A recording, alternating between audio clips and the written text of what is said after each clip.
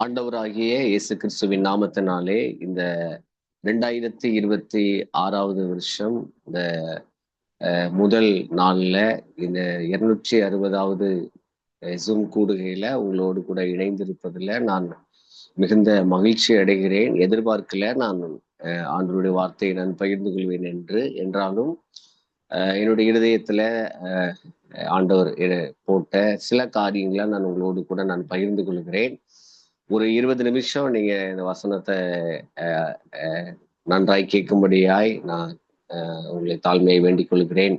ஏன்னா வேதத்தில் அநேக நமக்கு ஆச்சரியப்படுத்துகிற காரியங்கள் வேதத்துல ஆங்காங்கே எழுதப்பட்டிருக்கும். அப்படி ஒரு காரியத்தை தான் நான் இன்னைக்கு உங்கள் மத்தியில நான் பகிர்ந்து கொள்கிறேன். தொடர்ந்து இந்த 2026வது வருஷத்துல இந்த 12 மாதங்களும் ஆண்டவர் நமக்கு வைத்திருக்கிற ஒவ்வொரு தேவ திட்டங்களையும் ஒவ்வொரு பணியையும் அவருடைய கிருபையினாலையும் பலத்தினாலையும் செய்ய ஆண்டவர் நமக்கு உதவி செய்வாராக. குறிப்பா தேசம் தேவனை அறிய வேண்டும் என்கிற பெரிய பாரம் நமக்கு உண்டு. குறிப்பாக இந்த ஜெம்ஸ் மிஷனரி இயக்கத்தோடு கூட இணைக்கப்பட்டிருக்கிற நாமும் குடும்பமும் இன்னும் தொடர்ந்து இந்த நாட்கள் பொல்லாதவைகள் என்று எழுதியிருக்கிறபடினால காலங்கள்ல தேசங்கள்ல நடக்கிற ஒவ்வொரு காரியங்களும் சம்பவங்களும் அவர் வருகையினுடைய அறிகுறியை நமக்கு காட்டுகிறது என்கிறதை நாம் வேதத்தின் வழியாக நாம் அறிந்து கொள்ளலாம். ஆகவே இந்த நாட்கள் நாம் கொண்டாடுகிற நாட்கள் அல்ல என்றாலும் இன்னும் அறியப்படாத ஜனங்கள் அநேகம் உண்டு என்கிறதை புரிந்து கொண்டு அதற்கேற்றாற் போல நாம் ஓடுவோம். ஏனென்றால் கடைசியாய் வெளியிட்ட அந்த ஸ்டாட்டிக்ஸ் படி 3%, 4% தான் கிறிஸ்தவர்கள் என்று சொல்லப்பட்டது. இன்னைக்கு ஒருவேளை பல வருடங்கள் ஆனாலும் ஒரு 10% ஒருவேளை இருக்கலாம். ஆனாலும் அநேக ஜனங்கள் இன்னும் ஆண்டவரை அறிய வேண்டிய தேவை இருக்கிறது. நான் கடந்த நாட்கள்ல பேசும் பொழுது பெரிய 2 மிஷினரி இயக்கங்கள்ல கடந்த வருஷத்துல ஒரு மிஷினரி கூட போகவில்லை, ஒரு தமிழ் மிஷினரி கூட அவர்கள் அர்ப்பணித்து போகவில்லை என்கிற ஒரு காரியத்தை பகிர்ந்து கொண்டார்கள். பாருங்க, முன்னாட்கள்ல நாம் கேள்விப்பட்டிருக்கிறோம், திரள் கூட்டம் புறப்பட்டு வட மாநிலங்கள் முழுவதையும் இன்றைக்கு மிஷினரி பணிகளால் நிரப்புகிறதற்கு அப்படிப்பட்டவர்களை எழுப்பி தந்தார். ஆகவே இன்னைக்கு அந்த மிஷினரி பணிகள் மிகவும் தீவிரமாக நடைபெறுகிறதையும், சுவிசேஷ பணி ஒரு மாற்று கலாச்சாரத்தில் இருக்கிறவர்கள் மிக தீவிரமாக தேவனை அறிந்து கொள்ளுகிறதையும் நாம் பார்த்து ஆண்டவரை மகிமைப்படுத்த முடிகிறது. ஆனால் சமீப காலமாக அதனுடைய காரியங்கள் மிஷினரிகள் போய் தியாகத்தோடு ஊழியம் செய்கிறது என்பது குறைந்து காணப்படுகிறது. காலங்களும் பொல்லாதவைகளா இருக்கிறது. சுவிசேஷத்தின் வாசல்களும் நம் கண்காண அநேக காரியங்கள் அடைக்கப்படுகிற சூழ்நிலை போல இருக்கிறது. ஆகவே நம் காலத்தை புரிந்து கொண்டு இன்னும் தீவிரமாய் நாமும் இந்த மிஷினரி இயக்கத்தோடு கூட இணைந்து நம்முடைய பாரத்தை, நமக்கு கொடுத்திருக்கிற கிருபைகளை நம்மோடு கூட இருக்கிறவர்களுக்கு பகிர்ந்து கொண்டு இன்னும் தீவிரப்படுவோம். கர்த்தர் நமக்கு உதவி செய்வாராக. இந்த நாளிலையும் நான் உங்களோடு கூட நான் பகிர்ந்து கொள்ளும்படியாக ஏசாயா தீர்க்க தரிசன புஸ்தகம் 9வது அதிகாரம் அதனுடைய 1வது வசனத்துல 2 வார்த்தையை நான் உங்களுக்கு இன்றைக்கு நான் சொல்ல விரும்புகிறேன். ஏசாயா 9வது அதிகாரம் 1வது வசனத்துல முழு வேத வசனத்தையும் வாசிக்கும் பொழுது, ஆகிலும் அவர் செபுலோன் நாட்டையும் நப்தலி நாட்டையும் இடுக்கமாய் ஈனப்படுத்தின முந்தின காலத்தில் இருந்தது போல அது இருண்டிருப்பது இல்லை.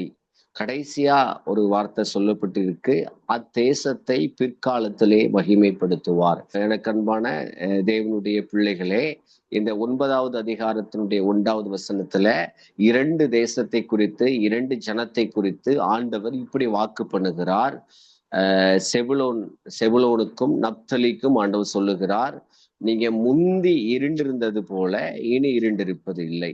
ஆண்டவர் சொல்லுகிற வார்த்தை, நீங்கள் முந்தி இருண்டிருந்தது போல இனி நீங்க இருண்டிருப்பதில்லை அப்படின்னு சொல்றாரு. அதுக்கப்புறம் பிற்காலத்திலே கர்த்தர் உங்களை மகிமைப்படுத்துவார். இந்த 2 வார்த்தைகளையும் இன்றைக்கு உங்களுக்கு நான் பகிர்ந்து கொள்கிறேன். இந்த முதல் நாள்ல ஆண்டவர் இந்த வார்த்தையின்படியாக உங்களையும் உங்கள் குடும்பங்களையும் ஆண்டவர் ஆசீர்வதிப்பாராக. முந்தின அனுபவங்கள் பழைய நம்முடைய 2025 ஆகட்டும் அல்லது அதுக்கு முந்தின காரியங்களாகட்டும், நமக்கு நம்முடைய எதிர்பார்ப்புகள், நம்முடைய குடும்பத்தினுடைய காரியங்கள் ஒருவேளை அநேக நேரங்கள்ல இருள் சூழ்ந்தது போல சூழ்நிலைகள் ஊழியத்தையும் மற்ற காரியங்களையும் சூழ்ந்திருக்கலாம். ஆனால் ஆண்டவருடைய வசனம் சொல்லுகிறது, முந்தி அப்படி நடந்துச்சு, இனி அப்படி நடக்காது அப்படின்னு வேதத்தில் எழுதியிருக்கிறது. அதே போல பிற்காலத்திலே கர்த்தர் அதை மகிமைப்படுத்துவார். செபுலோனையும் நப்தலியையும் வருகின்ற காலங்கள் அப்படின்னா, உங்களுக்கு முன்னாடி நடந்தது இனி நடக்காது. முன்னாடி நடந்த தீமைகள் இனி உங்களுக்கு நடக்க போறதில்ல. வருகின்ற நாட்கள்ல கர்த்தர் உங்களை மகிமைப்படுத்த போகிறார். இதுதான் இந்த செபுலோனுக்கும் இந்த நப்தலிக்கும் ஆண்டவர் சொல்லுகிற ஒரு வாக்கு ஒரு வார்த்தை. இந்த வார்த்தையின்படியாக இணைந்திருக்கிற உங்கள் யாவரையும் முந்தி நடந்த மோசமான அனுபவங்கள், இருளான காரியங்கள் இனி நடக்காதபடிக்கு தேவன் உங்களை காத்து கொள்வாராக. அதே போல வருகின்ற நாட்களிலும் வருகின்ற காலங்களிலும் ஆண்டவர் ஊழியத்திலையும் நம்முடைய எதிர்பார்க்கிற காரியத்திலையும் கர்த்தர் நம்மளை மகிமைப்படுத்துவாராக. இந்த வார்த்தைக்காக ஆண்டவரை மகிமைப்படுத்துகிறேன். எந்த வசனத்தை எடுத்துக்கொண்டாலும் தேவன் ஒரு வாக்கை சொல்லியிருப்பார். ஆனால் அந்த வார்த்தைக்கு பின்னாடி ஒரு கண்டிஷன் இருக்கும். அந்த வார்த்தை நிறைவேறுகிறதுக்கு ஏன் இதை சொல்லி இருக்கிறார், அது எதை செய்தால் அது நிறைவேறும் என்கிற அந்த டேர்ம்ஸ் அண்ட் கண்டிஷன் உண்டு. எதுலையுமே அப்படி இல்லாம இருக்காது. அப்போ தேவனுடைய வாக்குத்தத்தம், தேவனுடைய வார்த்தைகள் நம்முடைய வாழ்க்கையில நிறைவேறணும் அப்படின்னா, குறிப்பா இந்த இடத்துல நிறைவேறணும் அப்படின்னா, இந்த செபுலோனுக்கும் நப்தலிக்கும் ஏன் இந்த வார்த்தையை கர்த்தர் வாக்கு பண்ணினார், ஏன் அதை செய்தார், அது நிறைவேறுகிற அந்த வசனத்தையும் கடைசியாக காண்பித்து நான் முடிக்கிறேன். அது ரொம்ப மகிமையான ஒரு வசனம், நீங்கள் கவனமாய் கேளுங்க. அப்போ இந்த செபுலோனுக்கும் நப்தலிக்கும் ஆண்டவர் இப்படி சொல்லுகிறதற்கான காரணம் என்ன? ஏன் அவருடைய முந்தின இருளான காரியங்களை ஆண்டவர் இனி நடக்க போறதில்லைன்னு ஏன் ஆண்டவர் சொல்றாரு? பிந்தி உங்களை மகிமைப்படுத்துவேன்னு ஏன் ஆண்டவர் சொல்றாரு? ஏன் அந்த செபுலோனுக்கு நப்தலிக்கும் கர்த்தர் சொல்லுகிறதற்கான காரணம் என்ன என்கிறதை நான் வேதத்திலிருந்து காண்பித்து இவர்களுக்கு சொல்லுகிறதற்கு அவர்கள் என்ன செய்தார்கள், செபுலோனும் நப்தலியும் அதற்கான என்ன குவாலிபிகேஷன் அவர்களுக்கு இருந்தது என்கிறது வேத வசனத்திலிருந்து உங்களுக்கு காண்பித்து இந்த வசனம் நிறைவேறுதலையும் உங்களுக்கு காண்பித்து இறுதியாக நம்ம ஜெபித்து முடிக்கலாம். உங்க வேதத்தை நீங்க திருப்பிக் கொள்ளுங்க. இந்த செபுலோனையும் நப்தலியையும் நீங்க வேதத்துல அநேக இடங்கள்ல இந்த 2 பேர்களையும் ஒரு சேர நீங்கள் நிறைய இடங்கள்ல நீங்கள் வாசிக்கலாம். இன்றைக்கு நான் உங்களுக்கு ஒரு இடத்தை நான் உங்களுக்கு காண்பிக்கிறேன். நியாயாதிபதிகள் புஸ்தகம் 5வது அதிகாரம். நியாயாதிபதிகள் புஸ்தகம் 5வது அதிகாரம். இந்த 5வது அதிகாரத்துல இஸ்ரவேல் ஜனங்கள் ஒரு தேசத்துல அடிமையா இருக்கிறார்கள். இஸ்ரவேல் ஜனங்கள் ஒரு தேசத்துல அடிமையா இருக்கிறார்கள். ஆகவே இந்த ஜனங்கள் 20 வருடம் அடிமை இருந்து அவர்களை விடுவிக்க வேண்டிய தேவை இருந்தது. ஒரு தேசத்துல 20 வருஷம் இஸ்ரவேல் ஜனங்கள் அடிமையா இருக்கிறார்கள். அந்த தேசத்தினுடைய ராஜா, அவனுக்கு கீழே இருக்கிற சேனாதிபதி, அவனுக்கு கீழே இருக்கிற இரும்பு ரதங்களை கொண்டு இந்த இஸ்ரவேல் ஜனங்களை 20 வருடம் கொடுமையாக அரசாட்சி செய்கிறான். இந்த 20 வருஷம் முடியும் பொழுது ஆண்டவர் தம்முடைய ஜனத்தை நினைக்கிறார். தம்முடைய ஜனத்தை விடுவிக்கும்படி கொடுமையானவருடைய கைகளிலிருந்து ஜனத்தை விடுவிக்கிறதுக்காக தேவன் விரும்பும் பொழுது தேவன் தம்முடைய ஜனத்தை கொண்டே அதை செய்கிறதற்கு விரும்புகிறார். இன்னும் சொல்ல போனா 12 கோத்திரங்கள் உள்ளதுதான் இந்த இஸ்ரவேல் ஜனம் என்று நாம் அறிந்திருக்கிறோம். அப்போ இந்த 12 கோத்திரத்தினுடைய பிரபுக்களாகட்டும் அல்லது இந்த 12 கோத்திரத்தில் இருக்கிற ஜனத்தை ஆகிலும் ஆண்டவர் பயன்படுத்தி அவர்கள் அடிமைப்படுத்தி வைத்திருக்கிற அந்த பொல்லாத அந்த ராஜாவுடைய கைகளிலும் சேனாதிபதியினுடைய கைகளிலும் இரும்பு ரதங்களையும் முறித்து போட்டு அவர்களை விடுதலையாக்க வேண்டும் என்று தேவன் விரும்புகிறார். ஆகவே அவர்களுக்குள்ள ஜனங்களை தேடுகிறார். நீங்க 12 கோத்திரம் யாருன்னு நமக்கு தெரியும். யாக்கோபுடைய 12 பிள்ளைகளும் 12 கோத்திரம் என்று நாம் அறிந்திருக்கிறோம். அப்போ இந்த 12 கோத்திரங்களும் இன்றைக்கு கானானிலே குடியமர்த்தப்பட்டு இருக்கிறார்கள். அதற்கு பின்பதாக அவர்கள் பாவம் செய்யும் பொழுதெல்லாம் கர்த்தர் சத்துருக்களுடைய கைகளிலே அவர் விட்டு கொடுக்கிறதும், நியாயாதிபதிகள் அதை விசாரிக்கிறதும், பாதுகாக்கிறதும், இது போன்ற காரியங்களை நீங்கள் நியாயாதிபதிகளை வாசிக்கலாம். இப்பொழுது ஒரு வசனத்தை நான் வாசிக்கிறேன். கூடார ஆணியினாலே சேனாதிபதியினுடைய தலையிலே அடித்த யாகேல், நமக்கு அதை நல்லா தெரியும். அந்த சம்பவம் முந்தின அதிகாரத்தில் எழுதப்பட்டிருக்கிறது. அப்படி இந்த ஜனத்தை ஜெயித்து இந்த எதிராக இருக்கிற அந்த ராஜாக்களையும் சேனாதிபதிகளையும் எதிர்த்து ஆண்டவருடைய கிருபையினால பலத்தினால ஜெயித்து ஜனத்தை விடுதலையாக்குகிறார்கள். விடுதலையாக்கி அவர்கள் பாடுகிற பாடல் தான் இந்த 5வது அதிகாரத்தில் எழுதப்பட்டிருக்கிறது. இதனுடைய சம்பவங்கள் 4வது அதிகாரம் முழுவதும் நம்ம வாசிக்கலாம். ஆனால் அவர்கள் ஜெயம் பெற்ற பிறகு தேவன் செய்த கிரியைகளை நாம் ஆங்காங்கே ஒருவேளை ஜனங்கள் பாடுகிறதை நாம் வசனங்களிலே வாசிக்கிறோம். அப்படி பாடப்படுகிற ஒரு காரியம் வசனம் தான் இந்த 5வது அதிகாரம். இந்த 5வது அதிகாரத்துல ஒரு வசனத்தை நான் வாசிக்கிறேன். 8வது வசனம். நூதன தேவர்களை தெரிந்து கொண்டார்கள், அப்பொழுது யுத்தம் வாசல் வரையும் வந்தது. இந்த வார்த்தையை நீங்க நன்றாக உங்க இருதயத்துல நீங்கள் வைத்துக் கொள்ளுங்கள். யுத்தம் வாசல் வரையிலும் வந்தது என்று எழுதப்பட்டிருக்கிறது. யுத்தம் வாசல் வரையிலும் வந்தது.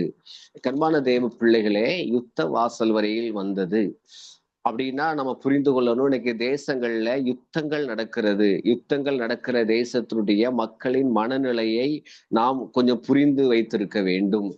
சிறு பிள்ளைகள் கொல்லப்படுகிறதையும் அல்லது பெரியவர்கள் கொல்லப்படுகிறதையும் மருத்துவமனைகள் மேல குண்டு வீசப்படுகிறதையும் நீங்கள் ஆங்காங்கே கேள்விப்படலாம். அப்போ அங்க இருக்கிற ஜனங்களுடைய மனநிலை எவ்வளவு வேதனை உள்ளதாக அல்லது எவ்வளவு கொடூரமானதாக இருக்கும். இங்கே கானானிலே 20 வருடம் அடிமையாக்கப்பட்டு விடுதலை செய்யப்பட வேண்டும் என்கிற அந்த யுத்த களத்துல ஆண்டவர் சிலரை நிறுத்தி இருக்கிறார், சிலரை ஆண்டவர் அழைக்கிறார்.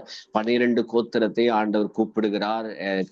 கர்த்தருக்காக, கர்த்தருடைய ஜனத்துக்காக யுத்தம் செய்யும்படியாக, போராடும்படியாக, பிரயாசப்படும்படியாக தேவன் தேடுகிறார். ஏன்னா இந்த காலம் யுத்தம் நடக்குகிற காலம். நீங்கள் நன்றாய் புரிந்து வைத்திருக்க வேண்டும். ஒருவேளை இந்த கடந்த 1 வாரங்கள்ல அல்லது 10 நாட்கள்ல பல மாநிலங்கள்ல நாம் கேள்விப்பட்டிருக்கிறபடி இந்த கிறிஸ்துமஸ் நாட்கள் இதை கொண்டாடக்கூடாதபடிக்கு அநேக தடைகள் அல்லது அநேக எதிர்ப்பாளர்கள் இது இந்தியா, இங்க வந்துட்டு பிற மதத்தினுடைய பண்டிகையை கொண்டாட நாங்கள் விடமாட்டோம் என்று பல விதங்கள்ல தன்னுடைய எதிர்ப்புகளை பதிவு செய்கிறார்கள், அடிக்கிறார்கள். இன்னும் குறிப்பா சில வீடியோல நான் பார்த்திருந்தேன் சோசியல் மீடியாவில். சில பெண்கள் ஒரு பாஸ்டரை துணிந்து அடிக்கிறதையும் அந்த எதிர்த்த கூட்டத்தோடு இணைந்து செயல்படுகிறதையும் கவனிக்க முடிந்தது. அப்போ இன்றைக்கு ஜனநாயக நாடு என்று நாம் இன்றைக்கு இந்தியாவை சொல்லி கொண்டாலும் ஒருவேளை நாம் இருக்கிற இந்த தமிழகத்துல அல்லது நாம் இருக்கிற அந்தந்த பகுதிகளில் எந்த ஒரு ஒரு ஒரு ஒரு தடைகளும் இல்லாமல் ஆண்டவர் ஆராதிக்க முடிகிறது. ஆனால் தேவனை அறிவிக்கிறதற்கும் புதிதாய் அறிந்து கொண்ட ஜனங்கள் கர்த்தரை ஆராதிக்கிறதற்கும் இன்றைக்கு தேசத்துல பெரிய ஒரு தடை இருக்கிறதையும் ஒரு போராட்டம் இருக்கிறதையும் நீங்களும் நானும் புரிந்து கொள்ள வேண்டும். ஒருவேளை அந்த களத்துல நீங்களும் நாளும் இல்லாவிட்டாலும் அந்த களத்துல இருக்கிறவனுடைய வேதனையையும் அல்லது இன்றைக்கு அநேக சிறையில் இருக்கிறதையும் ஜாமீன்ல வெளியே வந்து ஊழியம் செய்ய முடியாதபடிக்கு தவிக்கிறதையும் நீங்களும் நானும் அதை களத்திலிருந்து புரிந்து கொண்டோமானால் அது எவ்வளவு வேதனை உள்ளதாக இருக்கும். அப்ப தேசத்துல இது போன்ற பல செய்திகளை நான் உங்களுக்கு நீங்கள் அறிந்திருக்கிறபடி ஞாபகப்படுத்தி சொல்ல முடியும். இவைகள் எல்லாமே இன்றைக்கு மிஷனரி பணிகள் அல்லது தேவ தேசத்தை அறிகிறதுல ஒரு பெரிய தடை இருக்கிறது, போராட்டம் இருக்கிறது. இந்த சூழ்நிலைகள் தான் இந்த வசனத்தை நமக்கு பிரதிபலிக்கிறது. யுத்தம் வாசல் வரையும் வந்தது, யுத்தம் வாசல் வரையும் வந்தது. இன்றைக்கு தேசத்துல இந்த சூழ்நிலைகள் எல்லாம் யுத்தத்தின் செய்தி, யுத்தம் வாசல்ல நிற்கிற ஒரு செய்தி. நம்முடைய வாசல் இன்னைக்கு என்ன இருக்குன்னா யுத்தம் இருக்கிறது. தேவ பிள்ளைகளுடைய வாசல்களை யுத்தம் இருக்கிறது. ஏனென்றால் தேவனை பரிபூரணமாய் இன்னொருக்கு நற்செய்தியாய் சொல்ல முடியல, சொன்னவர்கள் தேவனை ஆராதிக்க முடியாத பல சூழ்நிலை சூழ்நிலைகள் இன்றைக்கு தேசங்கள் எழும்பி இருக்கிறது. அப்போ எனக்கு எந்த பிரச்சனையும் இல்லைங்கிறது உண்மைதான். ஆனா பிற்காலங்கள வருகிறதற்கு வாய்ப்பு இருக்கிறது. எனக்கு எந்த பிரச்சனையும் இல்லை என்கிறது உண்மைதான். ஆனா யுத்த வாசலில் வந்திருக்கிறதுங்கிற உணர்ந்து நாம் தீவிரமாய் ஜெபிக்கிறதற்கு தீவிரமாய் இன்னைக்கு நடக்கிற மிஸ்டரி ஊழியங்களை தாங்குகிறவும் ஜெபிக்கவும் செயல்படவும் மற்றவர்களை செயல்பட தூண்டப்படவும் நாம இன்னைக்கு பொறுப்பாளர்களாக உத்தரவாதம் உள்ளவர்களாக இருக்கிறோம்.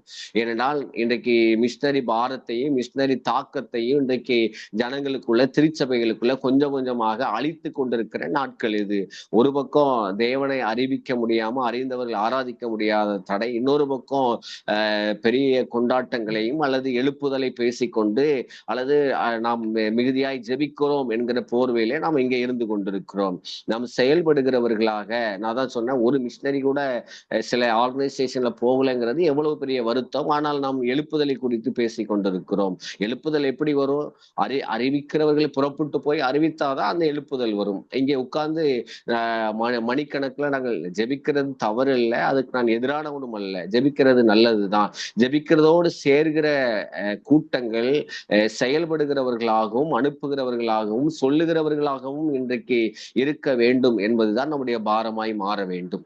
நான் வேகமா ஒரு 4 பாயிண்ட நான் சொல்லி நான் முடிக்கிறேன்.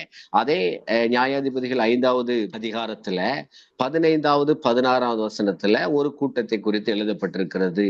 இசாக்காரின் பிரபுக்களும் தெபோராலோட இருந்தார்கள். பாராக்கை போல இசாக்கார் மனுஷனும் பள்ளத்தாக்கில் கால்நடையாய் அனுப்பப்பட்டு போனார்கள். இந்த அடுத்த வார்த்தையை கவனிங்க. ரூபனின் பிரிவினைகளால் உண்டான இருதயத்தின் நினைவுகள் மிகுதி. கவனிங்க, ரூபன் யாரு? அதாவது யுத்தம் நடக்கிறது. நான் வேகமா சொல்றேன், புரிந்து கொள்ளுங்க. யுத்தம் நடக்கிறது, யுத்த வாசல் வரையும் வந்திருக்கிறது, ஜனங்களை விடுவிக்க வேண்டிய தேவை இருக்கிறது, இரும்பு ரதங்களால் ஒடுக்கப்படுகிற சூழ்நிலைகள் இருக்கிறது. ஆகவே இந்த இடத்துல இங்கே ரூபன் எல்டர். ரூபன் தான் 12 கோத்திரத்திற்கு மூத்தவன், சேஷ்டபுத்திரன் என்று கூட நம்ம சொல்லலாம். அப்ப எல்டரா இருக்கிறவர், மூத்தவரா இருக்கிறவர், முன்மாதிரியா இருக்கிறவர், முதலாவது யுத்தகலத்துல நின்று தன்னுடைய ஜனத்தை வழிநடத்த வேண்டியவர் என்கிற பொறுப்பு அவருக்கு இருக்கிறது. ஆனா அவர் என்ன செய்யறார் தெரியுமா? வேதம் சொல்லுகிறது, நல்லா அந்த வார்த்தையை நீங்க கவனிச்சேன்னா, ரூபனின் பிரிவினைகளால் உண்டான இருதயத்தின் நினைவுகள். இவர் கூட்டங்களுக்குள்ள பிரிக்கிற வேலையை செய்து கொண்டிருக்கிறார். ஐயா, யுத்தம் நடந்து கொண்டிருக்கிறது, ஜனம் பாழாக்கப்பட்டு கொண்டிருக்கிறார்கள். ஜனத்தை அங்க யுத்தகலத்துல நின்று காவல் காக்க வேண்டிய ஒரு மனுஷன் உள்ள தேசத்துக்குள்ள இருந்துட்டு தேசத்துள்ள ஜனங்களுக்குள்ள பிரிவினையை உண்டாக்கி கொண்டிருக்கிறார். திருச்சபைகளுக்குள்ள பிரிவினையை உண்டாக்கி கொண்டிருக்கிறார். கிறிஸ்தவங்களுக்குள்ள பிரிவினையை உண்டாக்கி கொண்டிருக்கிறார். வேலை இங்க கிடையாது, வேலை யுத்தகலத்துல இருக்கிறது. வேலை இங்க கிடையாது, வேலை அங்க யுத்த வாசல் வரையும் வந்தது என்கிற அந்த தேவனுடைய காரியத்தை புரிந்து கொண்டு செயல்படணும். ஆனா எல்டரா இருக்க வேண்டியவரும் முன்னோடியா இருக்க வேண்டியவர் தனக்கு சாதகமாக சூழ்நிலைகளை மாற்றிக் கொள்கிறதற்காக இங்கே இருந்து கொண்டு அவர் திருச்சபைகளுக்குள்ள கிறிஸ்தவங்களுக்குள்ள கிறிஸ்தவ ஜனங்களுக்குள்ள இன்றைக்கு பிரிக்கிற வேலையை பார்க்கிற அநேக கூட்டங்களை நீங்களும் நானும் பார்க்க முடியும். தன்னுடைய சுயநலத்துக்காக, தன்னுடைய சுய அதிகாரத்திற்காக, பதவிக்காக இன்றைக்கு தேவனுடைய நற்செய்தியை அறிவிக்க வேண்டிய தேவையில் நிற்க வேண்டிய அநேகர் தங்களுடைய சுயநலத்துக்காக பிரிக்கிற வேலையை செய்கிற அநேக காரியங்களை நீங்க பார்க்கலாம். நேரில் நான் அடுத்த பாயிண்ட்டுக்கு போறேன். ஆகவே இது ஒரு கூட்டம், ரூபனின் பிரிவினை. அதனால தான் இன்னைக்கு அந்த பிரிவினைகளால் உண்டான இருதயத்தின் நினைவுகள் இன்னைக்கு ஜனங்களுக்குள்ள இருக்கிற இருதயத்துல இருக்கிற அநேக நினைவுகள், ஜனங்களுக்குள்ள அவங்க இருதயம் முழுவதும் நிறைந்திருக்கிற நினைவுகள் எல்லாம் எப்படி இருக்குன்னா, இன்றைக்கு இங்க இருக்கிற தலைவர்கள், இங்க இருக்கிற ஆவிக்குரியவர்கள் என்று தங்களை காண்பிக்கிறவர்களால் உண்டான பிரிவினைகள், உண்டான அவர்கள் வார்த்தை நிமித்தம், வாழ்க்கை நிமித்தம், அவர்களுடைய சுயநலத்தின் நிமித்தம் ஆங்காங்கே பிரிவினைகள் தான் இருக்கிறதே தவிர இவர்கள் போய் யுத்தகலத்துக்கு போயிட்டு யுத்தத்தை செய்ய வேண்டிய அந்த காரியத்தை தவிர்த்துட்டு இதை செஞ்சிட்டு இருக்காங்க. இதைத்தான் சொல்லுது. இன்னொன்றை நான் சேர்த்து சொல்லுகிறேன். அடுத்த வசனம், மந்தைகளின் சத்தத்தை கேட்க நீ தொழுவங்களின் நடுவே இருந்து விட்டது என்ன? வசனம் சொல்லுகிறது மந்தைகளின் சத்தத்தை கேட்க. நான் ஒரு வசனத்தை நான் உங்களுக்கு கோட் பண்ணுகிறேன், நீங்க ஃப்ரீயா இருக்கும்போது வாசிங்க. என்னாகமம் 32:1 எழுதப்பட்டிருக்கிறது. 12 கோத்திரங்கள் உண்டு. 12 கோத்திரத்திலேயும் ரூபன் புத்திரருக்கும் காத் புத்திரருக்கும் ஆடு மாடுகள் மிகவும் திரளாய் இருந்தது என்று வேதம் சொல்கிறது. 2 பாயிண்ட் அந்த வசனத்துல நான் உங்களுக்கு சொல்றேன். அதாவது அந்த காலத்துல பொருளாதாரத்தினுடைய வளர்ச்சி, பொருளாதாரத்துல தேர்ந்தவர்கள் என்று யார சொல்ல முடியும்னா, அந்த கால்நடைகளை அதிகமாக வைத்திருக்கிறவர்கள் தான் பணக்காரர்கள் அல்லது பொருளாதாரத்துல உயர்ந்தவர்கள் என்று சொல்ல முடியும். அப்படின்னா இந்த எல்டரா இருக்கிற அல்லது மூத்தவனா இருக்கிற இந்த ரூபனுக்கும் காத் புத்திரருக்கும் ஆடு மாடுகள் திரளா இருந்தது. ஆகவே இவன் என்ன பண்ணிட்டானா, தங்களுடைய சம்பாத்தியத்துல 2வது பாயிண்ட், தன்னுடைய சம்பாத்தியத்திலேயே இருந்து விட்டார்கள். ஐயா, யுத்த வாசல் வரைக்கும் இருக்கிறது. ஆனால் இவர்களுடைய பொருளாதாரத்தில் அவர்கள் தங்களை அதிகமாய் தாங்கள் உயர்ந்தபடியினால அதை அனுபவிக்கிறதுலையும் அதை கொண்டாடுகிறதுலையும் அவர்கள் அங்கேயே இருந்து விட்டார்கள் என்று வசனம் சொல்கிறது. நீங்க அது அப்புறமா நீங்க விரிவாத வேத வசனத்தை நீங்க புரிந்து கொள்ளுங்க. இன்னைக்கு அதிகமாய் சம்பாதிக்கிறவர்கள், அதிகமாய் தேவனை என்னை ஆசீர்வதித்திருக்கிறார், என்ன பெருக பண்ணியிருக்கார் இப்படி சொல்றவங்க எல்லாம் நீங்க எப்படிப்பட்ட கண்ணோட்டத்துல இந்த யுத்த நடைபெறுகிற காலங்கள்ல நீங்க எப்படி இருக்கிறீங்க? தேவனுடைய தேவையை பூர்த்தி செய்கிறோமா, அல்லது யுத்த வாசலிலே வந்திருக்கிறது என்கிறதை தெரிந்தும் இங்கே அனுபவிக்கிறதுலேயே நீங்கள் உங்களுடைய வாழ்க்கையை தொடர்கிறீர்களா என்கிறத நீங்கள் நினைவு கொள்ளுங்க. அதோடு கூட சேர்த்து இன்னொரு வார்த்தையையும் அங்கே எழுதப்பட்டிருக்கிறது. 16 மந்தைகளின் சத்தத்தை கேட்க நீ தொழுவங்களின் நடுவே இருந்து விட்டதென்ன. நீங்க நம்முடைய புதிய ஏற்பாட்டுல ஆண்டவருடைய சத்தியம் என்னன்னா, 99 ஆடுகள் உள்ள இருக்கிறது, காணாமல் போன ஒரு ஆட்டை குறித்த கரைசனை என் ஆண்டவருக்கு இயேசு கிறிஸ்துவுக்கு இருந்தது. 99 சேஃபா தான் இருக்கு, அதை பத்தி அவருக்கு எந்த கவலையும் இல்லை, அது இங்கதான் இருக்கும். ஆனா தொழுவத்துக்கு வெளியே இருக்கிற, வராமல் இருக்கிற, வெளியே சுற்றி கொண்டிருக்கிற ஒரு ஆடு, 99 மெஜாரிட்டி பத்தி பிரச்சனை இல்லை, அது உள்ளதா இருக்கு. ஆனா வெளியே இருக்கிற ஒரு ஆத்மாவை குறித்து என் ஆண்டவருக்கு கரிசனை உண்டு. அதுதான் என் ஆண்டவருடைய இருதயம். ஆனா இன்னைக்கு இருக்கிறவர்களுடைய மெய்ப்பர்களுடைய இருதயம் எப்படி இருக்கிறது என்கிறது அந்த வசனத்துல வெளிச்சம் காட்டுகிறது. மந்தைகளின் சத்தத்தை கேட்க தொழுவங்களின் நடுவே இருந்து விட்டது என்ன. இன்னைக்கு தேசத்துல சுவிசேஷம் அறிவிக்க வேண்டிய தேவை இருக்கிறது. இன்றைக்கு மிஷனரி பணிகள் பல மாநிலங்கள்ல, மாவட்டங்கள்ல, கிராமங்கள்ல சொல்ல வேண்டிய தேவை இருக்கிறது. ஏனென்றால் யுத்த வாசலில் இருக்கிறது. ஆனால் இன்றைக்கு இருக்கிற மேய்ப்பர்கள் தங்களுக்கு இருக்கிற ஆடுகளின் சத்தத்தை கேட்கிறதிலேயே அவர்கள் இங்கேயே தங்கி விட்டார்கள், இங்கேயே இருந்து விட்டார்கள். ஏன்னா இயேசுவுக்கு அப்படிப்பட்ட இருதயம் கிடையாது. இருக்கிறவர்களை குறித்த எந்த கரிசனையும் கிடையாது. அவர்களை சீசர்களாக உருவாக்கி அவர்களை அனுப்பி ஆத்துமாதாயம் செய்யணுங்கிறது ஆண்டவர் சொன்ன சத்தியம். ஆனால் இங்க இருக்கிற ஆத்துமாக்களுடைய சத்தத்தை கேட்டு இதிலே திருப்தி அடைகிற மேய்ப்பர்களை குறித்து இந்த வசனம் இப்படி எழுதப்பட்டிருக்கிறது. வெளியே இருக்கிறவர்கள் தான் முக்கியம், உள்ள இருக்கிறவர்களுக்கு பெரிய தேவை, பெரிய பாதுகாப்பு என்கிறது ஆண்டவருடைய இருதயம் அல்ல. ஆகவே இன்னைக்கு அநேக திருச்சபையினுடைய சூழ்நிலைகள் உள்ள இருக்கிறவர்களுடைய பாதுகாப்பு, உள்ள இருக்கக்கூடிய ஆவிக்குரிய வாழ்க்கை, உள்ள இருக்கிறவருடைய எழுப்புதலே போயிட்டு இருக்கும். அதற்காக நிறைய பணங்களை செலவு பண்றது, அதற்காக பிரயாசப்படுகிறது. ஆனால் வெளியில யுத்தம் நடக்கிறது, வெளியில தேசத்தை காத்து கொள்ள வேண்டும் என்கிற தேவனின் சத்தம் இன்றைக்கு இருக்கிற திருச்சபையில மேய்ப்பர்களுக்கு கேட்கப்பட வேண்டும். இது ரூபன்ல இருந்து காண வேண்டியது. வசனம் சொல்லுகிறது, கீழையாத் மனுஷர் யோர்தானுக்கு அக்கறையில் இருந்து விட்டார்கள். கீழையாத் மனுஷர் அப்படின்னா காத் புத்திரர்கள். நான் இந்த காத் புத்திரர்களுக்கு நான் சொன்ன ஏற்கனவே இவர்களுக்கும் பொருளாதாரத்துல அதிகமாய் உண்டு. இவர்கள் இது எதை திருஷ்டாந்தப்படுத்துகிறது என்றால், இவர்கள் யோர்தானுக்கு அக்கறையிலே இருந்து விட்டார்கள். தேவனுக்காக யுத்தம் செய்ய வேண்டும், தேவனுக்காக பிரயாசப்பட வேண்டும், யுத்த வாசல் இருக்கிறது. ஆனால் காத் புத்திரர்கள் யோர்தானுக்கு அக்கறையிலே இருந்து விட்டார்கள் என்று வேத வசனம் சொல்லுகிறது. அப்படின்னா என்ன அர்த்தம் அப்படின்னா, தேவனுக்கான தேவை இருக்கிறது, ஆனால் அவர்கள் தங்களை மறைத்து கொள்ளுகிற ஒரு அனுபவத்துல அவங்க அங்க இருந்துகிட்டாங்க. உதாரணமா சொல்லணும்னா, நன்மை செய்ய அறிந்தும் அதை செய்யாதிருந்தால் பாவம்னு வேதம் சொல்லுகிறது. இந்த கூட்டம் எப்படிப்பட்ட கூட்டம்னா, இவங்களுக்கு தேவ தரிசனம் புரியும், தேவனுடைய தேவை எல்லாமே இவங்களுக்கு தெரியும். ஆண்டவருக்காக செய்யணுங்கிறதும் தெரியும். இவங்களுக்கு ஆண்டவர் எல்லாத்தையும் அதுக்கு ஏற்ற காரியங்களையும் ஆண்டவர் கொடுத்திருப்பார். ஆனா ஒண்ணும் தெரியாதது போல உட்கார்ந்து இருப்பாங்க. இதுதான் யோர்தானுக்கு அக்கறையில இருக்கிறவங்க. நீங்க சிலரை பார்த்தீங்கன்னா, என்ன நீங்க இப்படி ஒரு காரியம் நடந்துச்சு, உங்களுக்கு இது என்ன நீங்க இப்படி வராம விட்டுட்டீங்க அப்படின்னு ஒரு இன்சிடென்ட்டை குறித்து கேட்டா, ஐயோ அப்படியா எனக்கு தெரியாத அப்படின்னு சொல்லுவாங்க. ஆனா தெரியும், தெரிஞ்சிட்டே தெரியாதுன்னு சொல்லுவாங்க. இது அப்படிப்பட்ட கூட்டம். யோர்தானுக்கு அக்கறை. ஏன்னா அவங்களுக்கு காரணம் சொல்லுகிறதற்கு யோர்தான் இருக்கு. யோர்தானுக்கு அக்கறையில நாங்க இந்த பக்கம் இருக்கிறதுனால அங்க நடக்கிறது எங்களுக்கு ஒண்ணும் தெரியாது அப்படின்னு சொல்றதுக்கு காரணத்தை அவர்கள் ஏற்கனவே உருவாக்கி கொண்டு வாழுகிற ஜனங்கள் இந்த கீழையாத் மனுஷன், இந்த காத் புத்திரர்கள். நம்ம எந்த கூட்டம்? முதல்ல சொன்ன ரூபன் சொன்னேன், ரெண்டாவது காத் புத்திரர்கள் சொன்னேன். அடுத்து தொடர்ந்து அந்த வசனங்களை நம்ம வாசிப்போம் அப்படின்னா, தான் மனுஷர் கப்பல்களிலே தங்கி இருந்தது என்ன? தான் மனுஷர் கப்பல்களிலே தங்கியிருந்தது என்ன? இப்போ யுத்தம் நடக்கிறது, யுத்த வாசல் இருக்கிறது. ஒரு கூட்டம் மந்தைகளின் நடுவே உட்கார்ந்துட்டு, இன்னொரு கூட்டம் யோர்தானுக்கு அக்கறையிலே உட்கார்ந்துட்டு, இன்னொரு கூட்டம் கப்பல்களிலே இருக்கிறது. இதெல்லாம் டிராவல் பண்ற கூட்டம். இதெல்லாம் பாத்தீங்கன்னா இப்போ நீங்க உதாரணத்துக்கு சொன்னோம் அப்படின்னா, நம்ம எல்லாம் உட்கார்ந்து தேசத்துக்காக ஒரு ஃபாஸ்டிங் பிரேயர்ல உட்கார்ந்து ஜெபிச்சுட்டு இருக்கோம் அப்படின்னா, நம்ம உட்கார்ந்து ஆண்டவர் தேசத்தை சந்திங்க, மிஷனரிகளுக்காக பாரப்பட்டு ஆங்காங்கே நம்ம அமர்ந்து உபவாசம் இருந்து ஜெபிக்க. ஆனா ஒரு கூட்டம் அது நம்ம கூட தான் இருப்பாங்க, நம்முடைய திருச்சபையில தான் இருப்பாங்க. ஆனா அவங்களுக்கு அதை குறித்து எந்த கவலையும் இருக்காது. நம்ம இங்க ஃபாஸ்டிங் இருப்போம்னா அவங்க எங்கேயாவது ஒரு ஹோட்டல்ல உட்கார்ந்து நல்ல டேபிள் முழுவதும் இன்னைக்குள்ள ட்ரெண்ட் உணவு பொருட்களை அடுக்கி வச்சு போட்டோ எடுத்து ஸ்டேட்டஸ் போடுறது அவங்களுக்கு வேலை.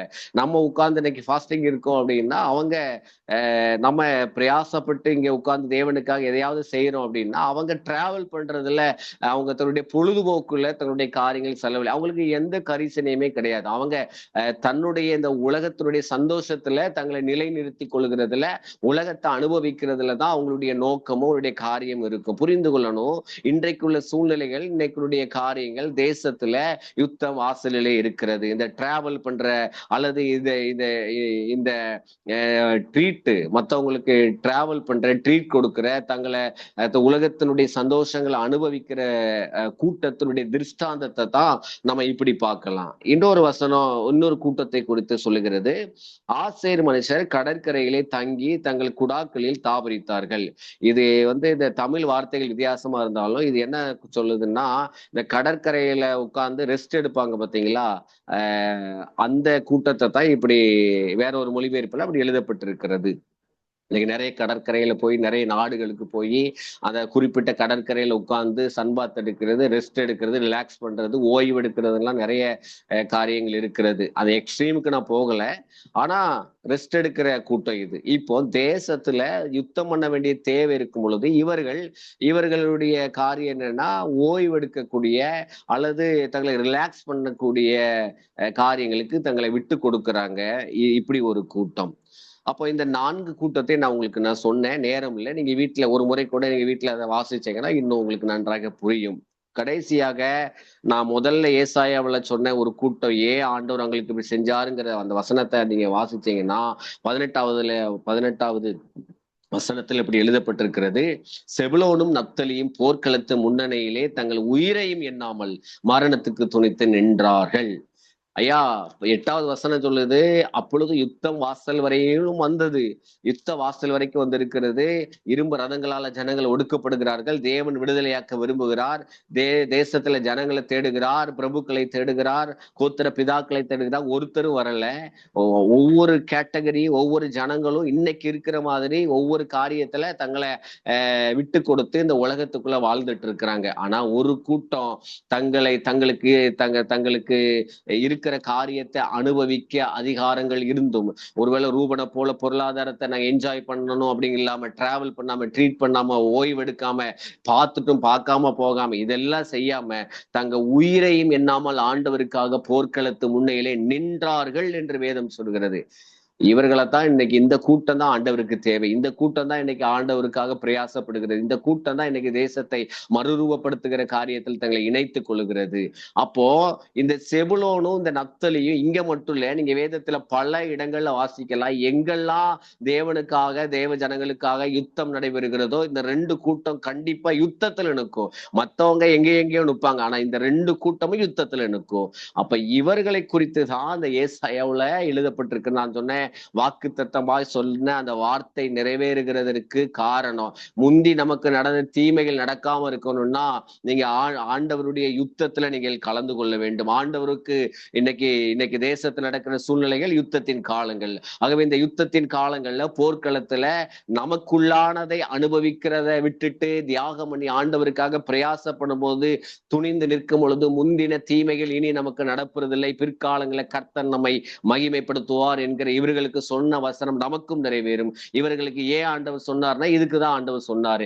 ஏன்னா இவங்க தனக்காக செயல்படுகிறவர்கள், தனக்காக அர்ப்பணித்தவர்கள்.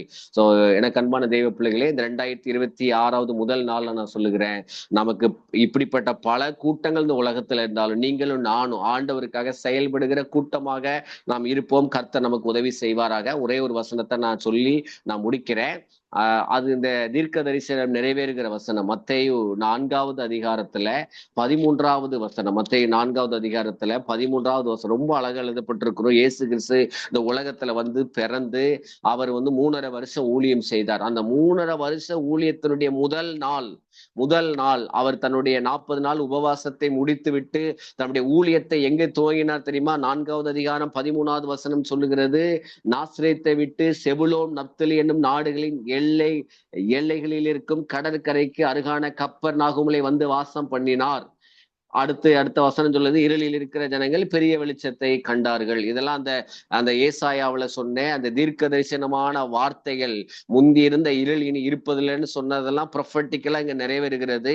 ஏசு கிறிஸ்து இந்த உலகத்துல வந்து முதன்முறையாக வாசம் பண்ணினது எங்கன்னா, தனக்காக யுத்தம் பண்ணின போர்க்களத்து முன்னையில நின்ன அந்த நப்தலி, அந்த செபுலோன் இருந்ததான இங்க வேதத்துல எழுதப்பட்டிருக்கிறது, செபுலோ நப்தலி என்னும் நாடுகளின் எல்லைகளுக்குள்ளே வாசம் பண்ணினார். இன்னைக்கு நம்முடைய எல்லைகள் ஆண்டவர் வாசம் பண்ணணும்னு நீங்க விரும்பினீங்கன்னா, நம்முடைய வாழ்க்கையின் எல்லைகள்ல, ஊழியத்தின் எல்லைகள் ஆண்டவருடைய வாசம் பண்ணுதல் இருக்க வேண்டும் என்றால், முதல் சுவிசேஷம் அறிவிக்கப்பட்டது இவர்களுக்குத்தான், முதல் வாசம் பண்ணுதல் இவர்களுக்குத்தான்.